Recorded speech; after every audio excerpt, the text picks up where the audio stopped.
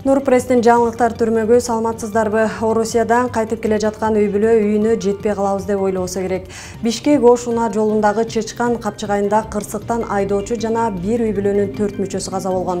Аталган жолдо Honda Fit менен Toyota Kluger унаалары кагышып, Honda дарыяга кулаган. Унаанын ичинде 7 болсо, анын 5 каза болгон. Алар айдоочу жана аял 3 кызы менен. Жергиликтүү тургундардын айтымында маркум жолдошу жана 4 баласы менен Орусиядан кайтып келе жатышкан. Күйөөсү 13 жаштагы уулу менен ооруканага жеткирилген. 2023 жылдын башынан бери Кыргызстанда балдардын катышуусунда 900дөн ашык жол кырсыгы катталган. 40тан ашык бала каза болуп, 1000ден ашууну ар кандай жаракаттарды алган. Жол кыймылынын коопсуздугун камсыздоо башкы башкармалыгы жол эрежесине ылайык 12 жашка чейинки балдарды мотоциклдин арткы отургучуна, борт платформасы бар жүк ташуучу унаанын артына, баланын боюна жана салмагына ылайыктуу атайын балдарды кармоочу жок болгон учурда унаанын алдыңкы орундугуна отургузууга тыюу салынганын эскертет. Бул өз балдарыбыздын коопсуздугу үчүн гана. Акырында эмне дейбиз? Айдоочулар абайлагыла. Сиздерге түшкөн ар бир жүргүнчүнүн өмүрүнө жоопкерчиликтүү караңыздар. Баткендин Кызылкыя шаарынын 8 тургуну ит тиштеп ооруканага жаткырылды. Алардын 7 балдар. Окуя бүгүн болгон. Жабыркагандарга медициналык жардам көрсөтүлдү. Кутурган болушу мүмкүн болгон ит табылып, атылган. Жаныбардын мээси изилдөө үчүн алынган. Көрсө ит 3 уйду тиштеп алган. Алар 10 күндүк байкоого алынган. Учурда Саламаттыкты сактоо министрлигинин адистери инфекциянын жайылышын алдын алуу боюнча иш алып барууда. Жол тескөөчүлөргө баш ийбей алаз келгенсип бирөөсүнүн терезесине кыпчып алып унаасын ары бери айдаган айдоочу. Ал кармалбай калам деген жок. Азыр көпчүлүк жерде камера барын, уюлдук телефон менен видеого түшүп каларын деле билет. Акыры кармаларын деле билип туруп, эмнеге мындай кадамга барды? Балким акчасы көп бир байдын көпкөн баласы. А балким өлкөдө укук коргоо органдарына болгон ишеним калбай баратканбы? Ишеним болбосо аларга карата сый урмат жок. Милиция кызматкерлеринин сүрү жок. Алардын баркы кетип, элдер тоотпой калгандай. Мунунда жөнү бардай. Анткени акыркы күндөрү укук коргоо органдарында кылмышка шектелип кармалгандар көбөйүп жатат. Алсак Таластагы милиция кызматкери аялын сабап алган жаратынан уламал каза болгон. Өзү ошондо ишке барып жатса, ал башка адамдардын укугун кантип коргойт?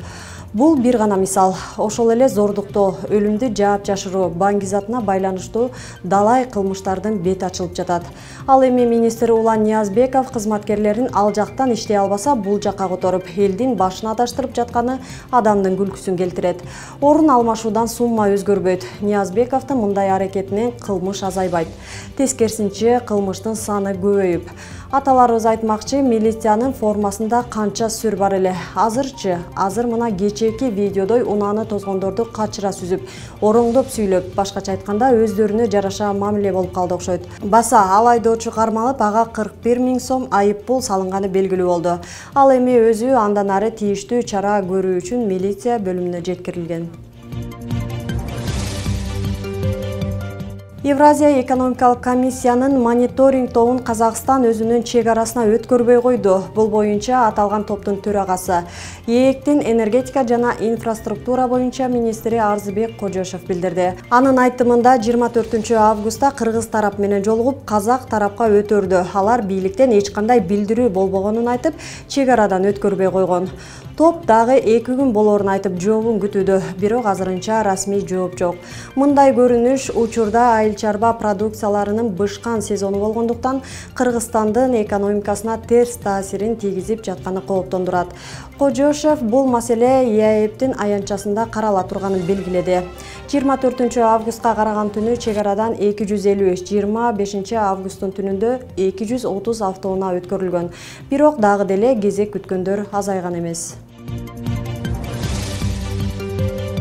Тоо бузулуп сай болду, көл бузулуп чөл болду деген сөз азыркы Чаткал районунда жүргүзүлгөн чачыранды алтынды казуу иштеринин жыйынтыгынан калган жаратылыш тууралуу айтылса оң болчудай. Мындай катастрофанын негизги себеби чаткалдын ар бир сайында чачылган алтын болду. Кудай алтынды биздин тоолорубузга чач берип коюптур. Бирок кумтөрдүн тагдыры сабак болбоду көрүнөт. Алтын өндүрүүчү ишканалардын жаратылышка келтирген экологиялык зыяны менен катар, бул лицензиялык аянттарды бузуп, кайра рекультивация кылбаганы өкүндүрөт. Ошол алтынды аңдып келген 170тен ашык компания бүгүн бейиштей болгон кооз жерибизди талкалап, чөлгө айлантып жаткан кези.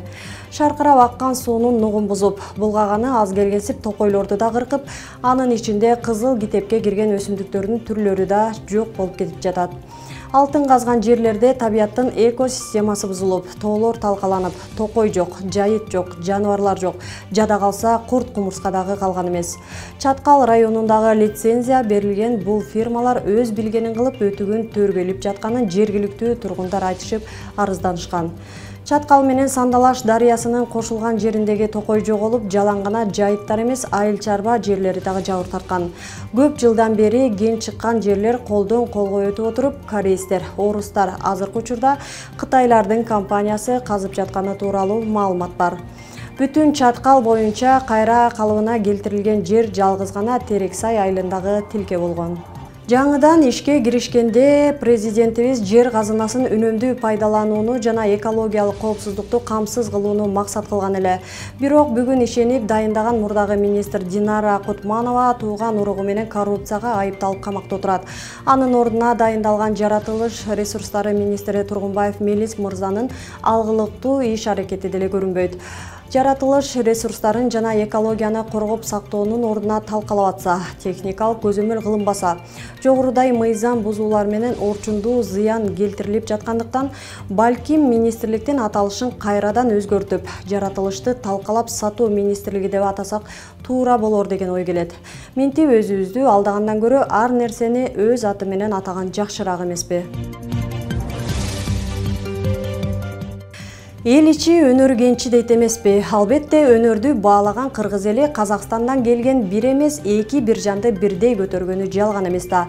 Бири кыргыз кызы Нурайым Акылбекова менен дуэт ырдап кыргыз элине таанылган Биржан Байбол болсо, экинчиси кечеги дүйнөлүк көкбөрү кубогунда өлкө башчысынан аргымак сурап ырдаган акын Биржан Калдыбаев болду.